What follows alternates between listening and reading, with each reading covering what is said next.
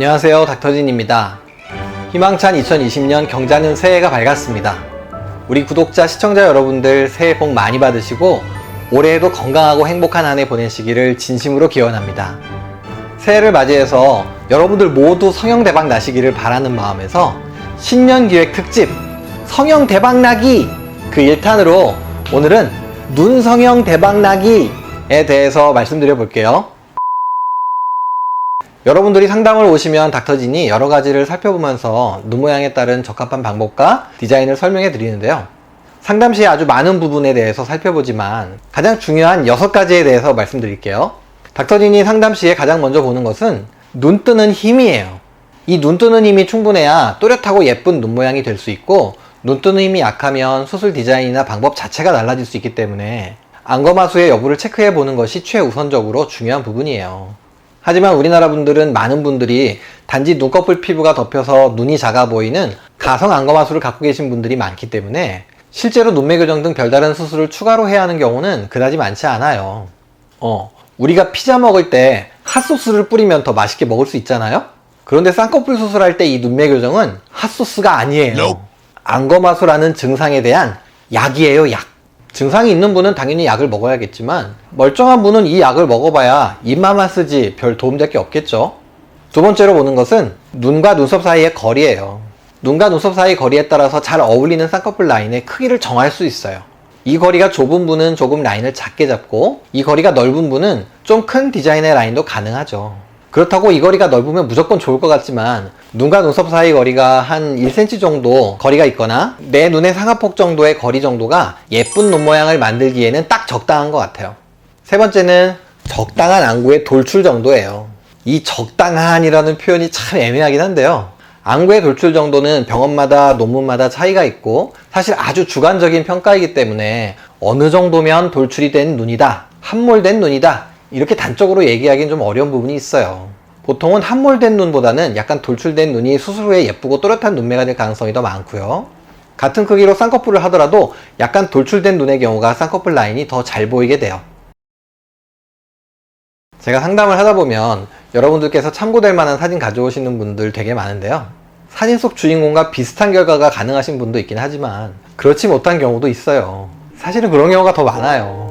이미 그 사진 속의 주인공들은 눈만 예쁜 게 아니라 얼굴의 비율이나 코나 입이나 다 훌륭하죠. 마치 닥터진에게 비의 눈을 갖다 붙인다고 닥터진이 비가 될 수는 없는 것처럼 말이죠. 의제라 시금치야. 의제라 시금치야. 네 번째는 피부의 처짐과 두께 등 피부의 상태가 중요해요. 피부의 처짐이 많은 것보다는 적은 쪽이 아무래도 더 좋고요. 피부의 두께는 진피층의 두께와 피하 지방층의 두께에 의해서 결정되는데요. 일반적으로는 피부가 얇은 분이 더 날렵하고 선명한 라인이 잘 만들어지지만 또 너무 피부가 얇은 분은 유착이 잘 생기지 않아서 쌍꺼풀이 풀릴 가능성도 좀 있고 잔주름이 생기거나 할 수도 있어요. 그래서 적당한 피부 두께가 중요하죠. 다섯 번째는 눈의 지방량이에요. 눈의 지방은 안화지방이 있고 피하지방이 있는데요. 이런 눈의 지방은 우리 눈이 퉁퉁해 보이게 하는 역할을 하지만 이 안화지방과 피하지방은 해결하는 방법이 완전히 달라요. 안화지방은 우리 눈 주변의 경막 속에 들어있는데 안구를 둘러싼 쿠션이라고 보시면 돼요. 그래서 주변의 충격으로부터 우리 안구를 보호하는 역할을 하죠. 피하지방은 피부 밑에 있는 얇은 지방층인데요. 앞에서 말씀드린 피부의 두께에 영향을 주는 요인이에요. 안화지방은 메모법을 하면서도 부분 절개를 통해서 일부 제거할 수 있지만 피하지방은 절개법을 통해서만 제거가 가능해요. 자, 이제 마지막 한 가지 남았어요.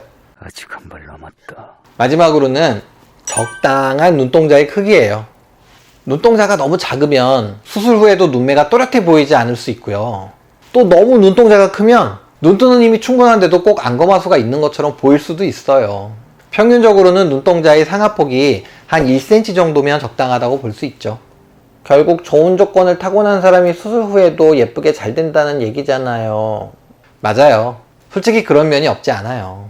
병원들이 제일 좋아하는 분들은 이렇게 좋은 조건을 가지고 계신 분이 단지 눈꺼풀 피부에 덮여 있어서 그 모습이 가려져 있는 그런 분들이에요. 그런 분들은 그냥 매몰법으로 살짝 찝어주기만 해도 그냥 아주 쉽게 대박이 나는 경우라고 인정합니다. 하지만 실망하시긴 아직 일러요. 앞에서 말씀드린 조건들 중에서 안구의 돌출 정도나 눈동자의 크기 등 타고나야만 하는 조건도 있지만 수술을 통해서 살짝 바꿔줄 수 있는 조건들도 있거든요. 눈 뜨는 힘이 부족한 경우에는 안검하수 교정술을 통해서 보완이 가능하고요. 피하 지방이 많아서 눈이 퉁퉁하거나 안화 지방이 많은 경우는 절개법 쌍꺼풀을 통해서 좋은 여건으로 살짝 바꿔줄 수 있어요. 눈과 눈썹이 가까운 경우는 그에 맞는 디자인으로 얼마든지 개성있고 매력있는 눈이 될 수 있고요. 여러분들이 상담 오셨을 때 절개법 하는 게 좋겠다고 말씀드리면 아주 실망하시는 분들이 간혹 계시더라고요. 하지만 절개법을 통해서 앞서 말씀드린 조건 중에 안 좋은 조건을 좋은 쪽으로 바꿔주는 것이 어느 정도는 가능하기 때문에 그렇게 실망하실 필요가 전혀 없어요.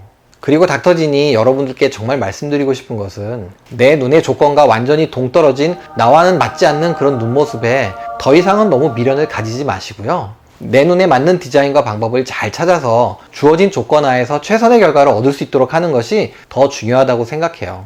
그럴 수만 있다면 여러분들 모두 대박나는 결과를 얻으실 수 있을 거예요.